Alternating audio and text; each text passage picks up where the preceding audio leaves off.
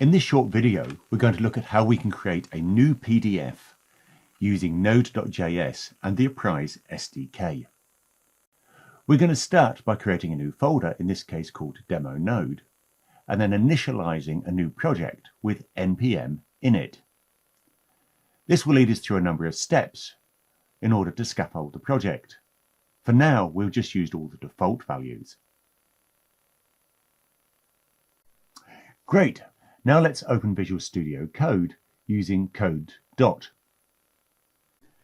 Now open a new terminal window within Visual Studio Code, and we're going to import the pdfnet-node library using npm I at pdftron/pdfnet-node. This will take a little while to download, so I've speeded it up slightly. Cool.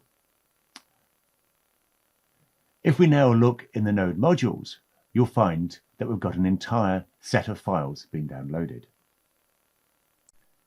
Now let's start creating code for our own project.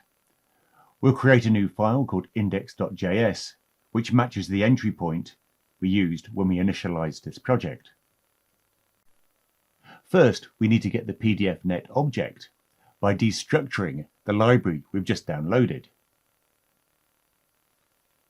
Now we're going to define a main function, and in this we're going to create a new document object using pdfnet.pdfdoc.create.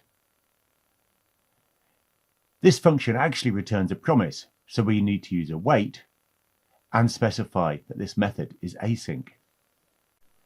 Next, we're going to create a page object, and we're going to push it to the back of the document. At the moment, the page will have nothing useful in it, but there are many other videos that demonstrate how to add content.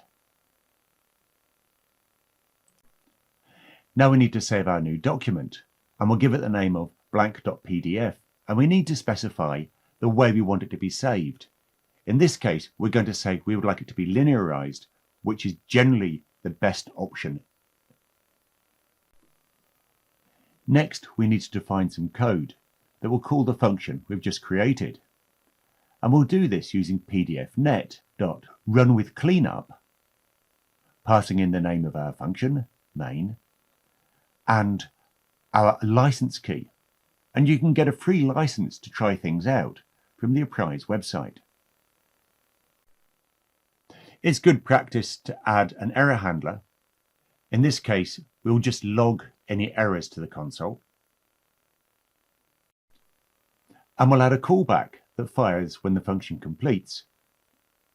In this case, it will just shut down pdfnet, releasing any resources that were in use. All we need to do now is called node index.js. The code will run and our new PDF will be created. That's pretty cool.